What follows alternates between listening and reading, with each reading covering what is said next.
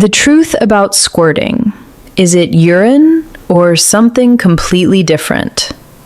I'm Dr. Julia Rhodes, a men's sex therapist who spent over a decade working with couples, and today we're diving deep into one of the most misunderstood and, frankly, most controversial aspects of female sexuality. Now, I want to be completely transparent with you from the start. This topic comes up in my practice constantly, and here's what I hear most often from the men I work with. Dr. Rhodes, I want to know the truth. Is my partner peeing on me? This is a legitimate question that deserves a real answer, not some vague, politically correct response that dances around the issue. I work with couples every single day, and this question about squirting creates so much tension in relationships. The men want to know what's actually happening because, let's be honest, most guys aren't comfortable with the idea of urine on their body, their face, or in their mouth. And that's completely understandable. At the same time, their partners might be self-conscious or defensive about it. So there's this elephant in the room that nobody wants to address directly. Here's what makes this so complicated. You've got men who've seen squirting in adult films, where it's portrayed as this ultimate sign of sexual prowess, and they're curious or even eager to experience it. But then when it actually happens and they're soaked, lying in a wet spot, there's this nagging question in the back of their mind. Did she just urinate on me? And that creates confusion, sometimes disgust, and definitely awkwardness that can kill the intimate moment. On the flip side, I've worked with men who are incredibly turned on by squirting, who see it as validation that they've truly satisfied their partner. But even these guys often want to know what they're actually dealing with. Is it a special sexual fluid? Is it coming from some unique female gland? Or is it just pee with a different name? So today, we're going to cut through all the confusion and misinformation and look at what the science actually tells us. Because you deserve to know the truth, and your sexual experiences should be informed by facts, not myths or wishful thinking. Let me start by saying this. Squirting is one of those phenomena that has been sensationalized, fetishized, and frankly blown way out of proportion in popular culture. You see it in adult films where women are squirting in quantities that seem almost superhuman. You hear about it in locker room talk where guys brag about making their partners gush. And it's become this sort of benchmark of sexual prowess. If you can make a woman squirt, you must be some kind of sexual maestro. But here's what I tell my male clients, and this is important. Sexual experiences are incredibly diverse, and there's no single experience that defines good sex or a successful sexual encounter. Whether a woman squirts or not has absolutely nothing to do with how skilled you are as a lover. And more importantly for this conversation, understanding what squirting actually is will help you make informed decisions about your comfort level with it. So let's talk about what squirting actually is. Essentially, it's the release of a significant amount of fluid, typically clear without a strong odor, that comes from the urethral opening during or around the time of climax. Now, when I say significant amount, we're talking anywhere from a small amount that might just dampen the sheets, to quite a large volume that can literally soak through towels, sheets, and even reach the mattress. I've had clients describe volumes ranging from a few tablespoons to what seems like a full cup or more. And here's the first critical detail that answers part of your question. This fluid comes from the urethral opening, not from the vagina. The urethra is the same opening where urine exits the body. So right away, we know we're dealing with fluid that's coming out of the same anatomical location as urine. That should tell you something important right off the bat. To really understand this phenomenon and give you the honest answer you're looking for, we need to look at what's happening anatomically. And I know anatomy can seem dry or clinical, but I promise you, understanding the mechanics here will completely answer your question about whether you're getting urinated on during sex. First, let's talk about the urethra itself. The urethra is the channel that carries urine from the bladder to the outside of the body. In women, it's positioned at the upper section of the vaginal opening, right above the vaginal entrance. This is important because, as I mentioned, the urethra is where we see this fluid being expelled from during squirting. Not from the vagina itself, which is a common misconception, but specifically from the urethral opening, the same hole where urine comes out. Keep that in mind. Directly below the urethra, tucked in there, you'll find what we call the Skene's glands. These are duct-like structures positioned beneath the urethra. And here's what's fascinating from a purely anatomical standpoint. They're actually the female equivalent of the male prostate. Now, you might be thinking, wait, I thought only men had prostates? And you'd be partially right. Women don't have the same prostate that men do, but they have these Skene's glands that developed from the exact same embryonic tissue. When I say equivalent, I mean these organs developed from identical tissue before sexual differentiation occurs in the developing fetus. Because of this shared origin, they have remarkably similar functions. The Skene's glands produce a small amount of fluid, and when scientists examine them under microscopes and test for PSA, that's prostate-specific antigen, the same marker we use to screen for prostate cancer in men, they find it present in these glands too. Now, here's why this matters for your question about whether squirting is urine. The Skene's glands do produce fluid. This is a legitimate sexual secretion, similar to what the male prostate produces. However, and this is the crucial part, these glands are tiny. We're talking about structures that weigh between 2.6 and 5.2 grams. To put that in perspective, that's about the weight of a sugar packet or two. Let me give you a comparison that'll make this crystal clear. The male prostate, which you're familiar with, weighs on average about 23 grams. That's roughly 5 times larger than the Skene's glands. Now, when you ejaculate, the volume of semen you produce is typically between 1.5 to 5 milliliters. That's about a quarter teaspoon to a full teaspoon. And that semen comes from multiple sources. About 5% is sperm from the testicles, roughly a third comes from the prostate, and the rest comes from the seminal vesicles and other accessory glands. So let's do the math here.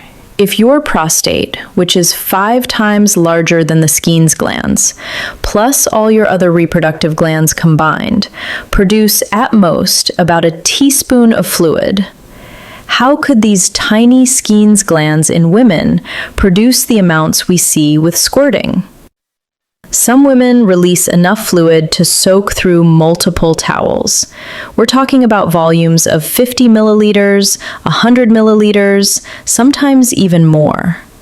That's 10 to 20 times the amount of fluid your entire male reproductive system produces, supposedly coming from glands that are a fraction of the size. The math simply doesn't add up. Those tiny Skene's glands cannot physically produce that volume of fluid. It's anatomically impossible. Now, before we get to the answer you're probably anticipating, let me explain the other key anatomical structure involved here, the clitoris.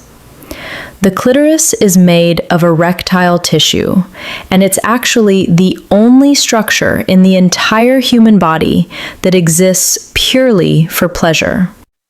It sits above the urethral opening and has a protective hood. But here's what most people don't realize. The clitoris isn't just that small external portion. That little external part is actually just the tip. The clitoris extends deep into the pelvic region, with leg-like structures that curve around the vagina in a wishbone shape. When a woman becomes aroused, all of this erectile tissue becomes engorged with blood, creating pressure in the entire pelvic region. This is important because most women, we're talking about 70 to 80% according to research, achieve orgasm primarily through clitoral stimulation.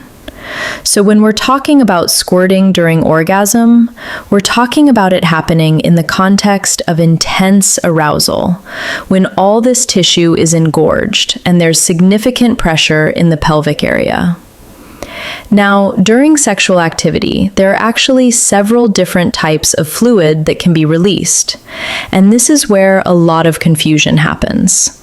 Let me break this down for you because it's important to distinguish between these different fluids. First, you have regular vaginal lubrication. This is what we call vaginal transudate. It's essentially plasma that's filtered through the vaginal walls when blood flow increases to the area during arousal.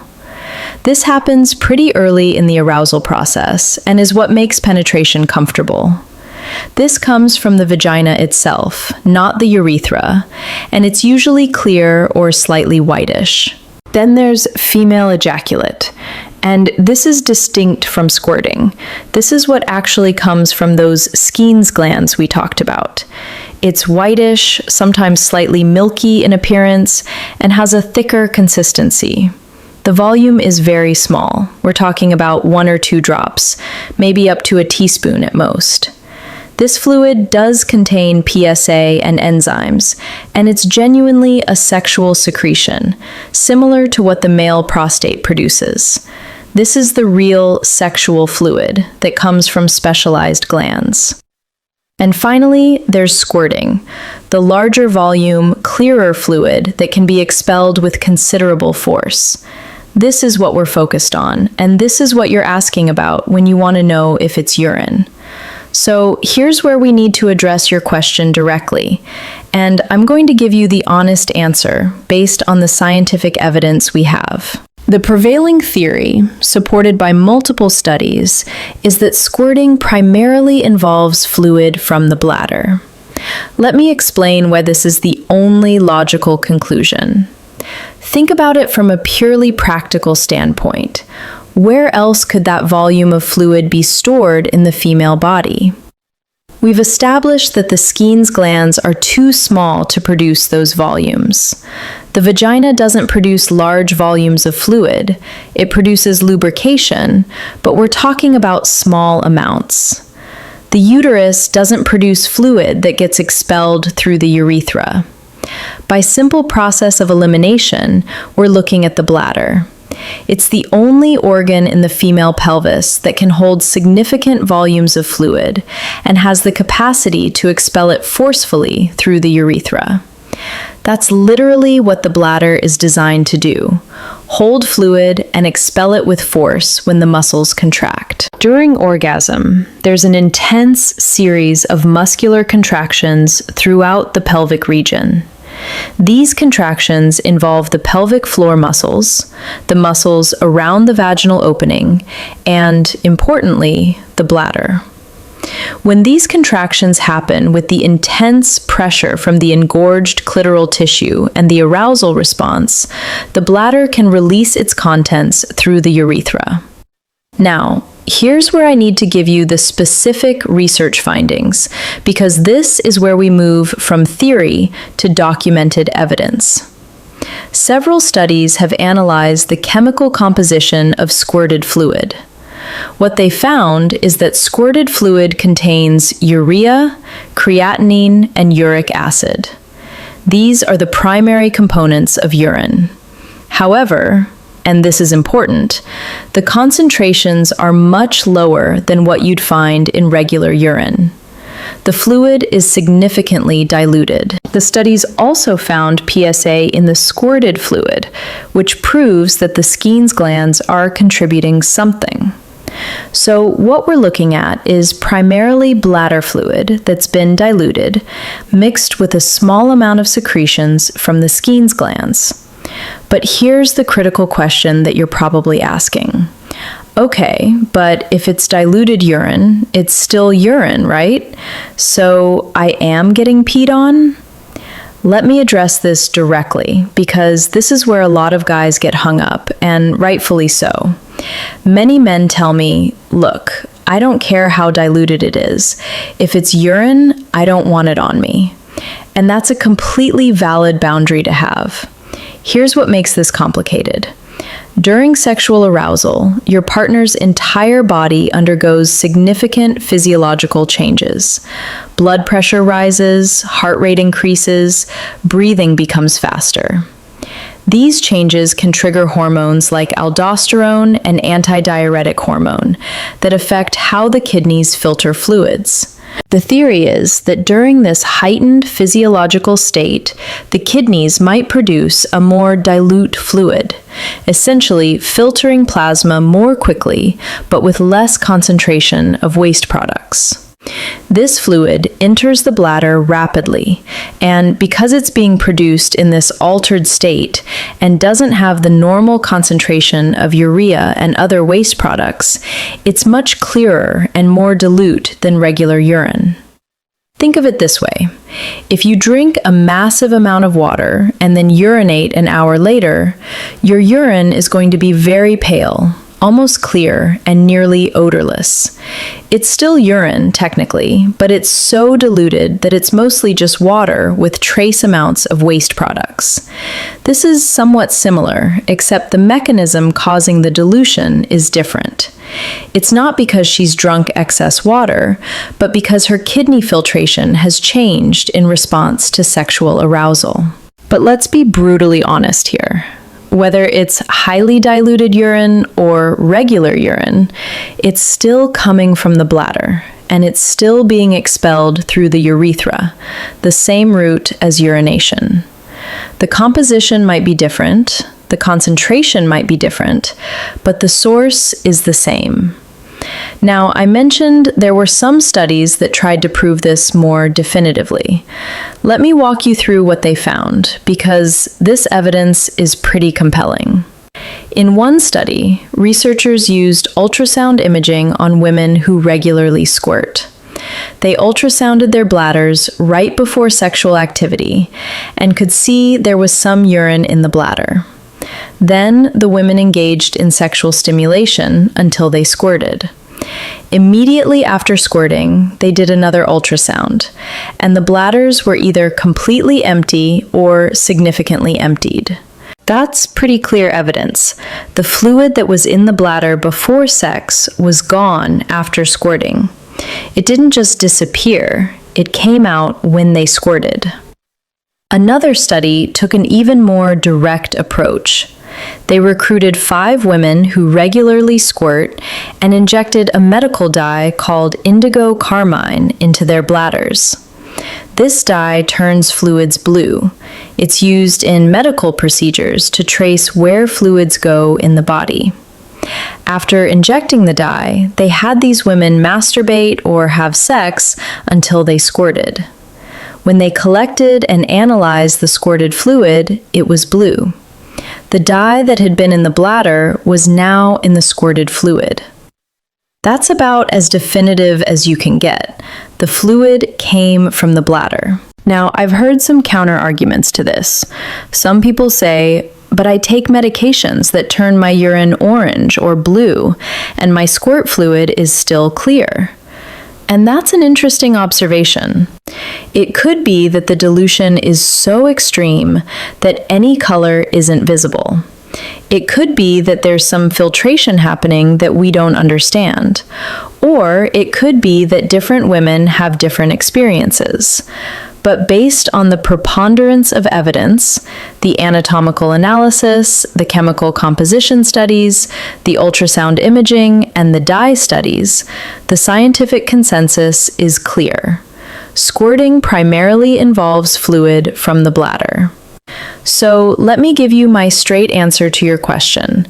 Is squirting urine? From a technical standpoint, it's bladder fluid that contains the same components as urine. urea, creatinine, uric acid, expelled through the urethra. However, it's significantly more diluted than regular urine. It's produced under different physiological conditions, and it contains some secretions from the Skene's glands. Is it exactly the same as if someone just urinated on you? No, the composition is different enough that we can say it's not identical to regular urination. But is it coming from the bladder, and does it contain urine components? Yes, absolutely. Now, here's where I need to address the elephant in the room. What does this mean for you and your comfort level? In my practice, I've worked with men who have very different responses to this information. Some guys say, you know what? Now that I understand it's a physiological response to arousal and orgasm, I'm okay with it. It's part of the sexual experience. These men are able to reframe it in their minds. It's not that their partner is deliberately urinating on them, but rather that this is an involuntary response during intense pleasure. Other men are very clear. I don't care what the technical explanation is. I'm not comfortable with any amount of urine on my body, and that's my boundary. And that is absolutely valid. You have every right to have boundaries about what fluids you're comfortable with during sex. I've also worked with couples where the man was initially uncomfortable, but after open communication and some practical solutions, like putting down waterproof sheets or towels or positioning differently during sex, they found a way to navigate it that worked for both partners.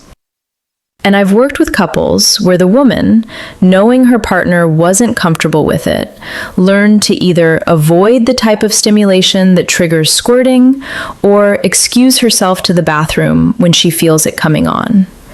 The key here is honest communication. If you're not comfortable with squirting, you need to be able to express that to your partner without shame or judgment. And your partner needs to be able to hear that without feeling rejected or embarrassed. It's also important to distinguish between squirting and coital incontinence, actual stress urinary incontinence during sex. Some women do experience small amounts of regular urine leakage during penetration or orgasm, especially if they have pelvic floor weakness from childbirth or other factors. This is different from squirting. It's typically a smaller amount, it's regular concentrated urine, and it often happens in women who also experience leakage when they cough, sneeze, or exercise. If your partner is experiencing unwanted urine leakage during sex, that's actually a medical issue that can often be treated with pelvic floor physical therapy or other interventions. That's worth addressing with a healthcare provider. But squirting is different. It's typically associated with intense G-spot and clitoral stimulation.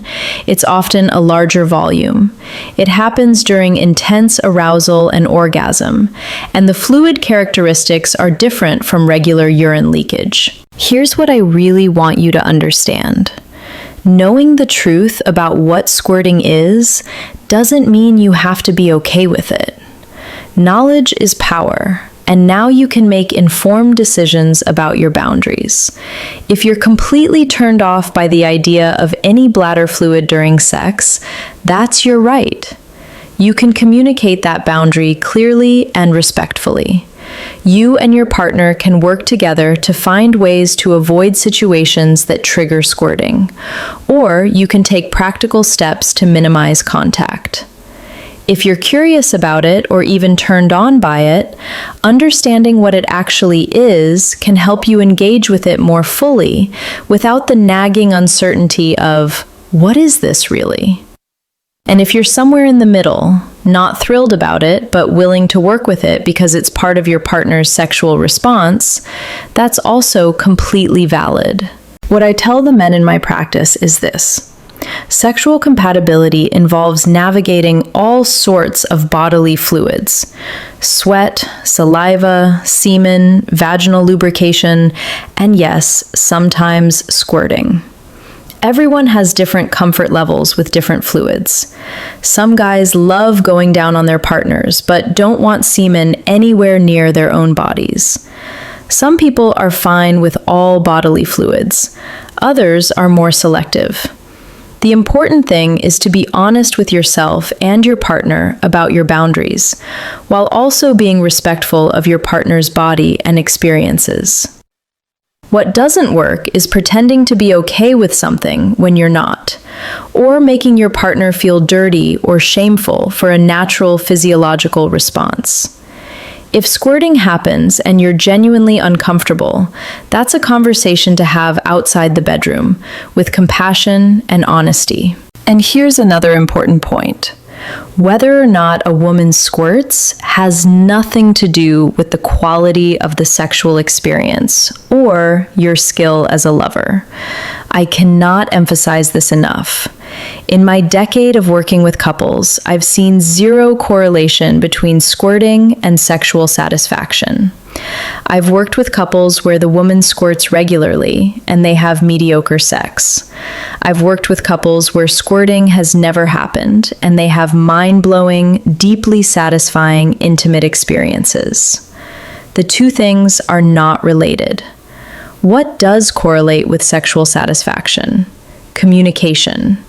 Understanding each other's bodies, being present and engaged during sex, prioritizing mutual pleasure over performance, creating a safe space where both partners feel comfortable expressing what they want and need. If you've been approaching sex thinking that making your partner squirt is some kind of achievement to unlock, I want you to let that go. It's not a measure of your prowess. Some women's bodies respond that way with certain types of stimulation, and others don't. It's like how some men can orgasm from prostate stimulation alone, and others can't. It's just variation in human physiology. Similarly, if you've been stressing about whether you're getting peed on, hopefully this explanation has given you clarity. You now know what the fluid is, where it comes from, and what the science says. Armed with that information, you can decide what you're comfortable with and communicate that clearly. The bottom line is this. Squirting primarily involves fluid from the bladder, mixed with secretions from the Skene's glands. The bladder component is diluted compared to regular urine, produced under different physiological conditions, but it does contain urine components. It's expelled through the urethra during orgasm due to muscular contractions and pelvic pressure. If that makes you uncomfortable, you have every right to establish boundaries around it. If it doesn't bother you, or if you find it exciting, that's equally valid. The key is approaching this with honesty, both with yourself and with your partner. And remember, great sex isn't about checking off boxes or recreating what you've seen in porn. It's about genuine connection, mutual respect, open communication, and shared pleasure. Whether squirting is part of that equation or not is entirely up to you and your partner to decide together. If you want to learn more about female sexual response, or if you're dealing with any other questions or concerns about intimacy in your relationship, I encourage you to seek out evidence-based information and, when needed, talk to a qualified sex therapist. As always, I want to remind you to take care of yourself and your sexual health, because you are absolutely worth it.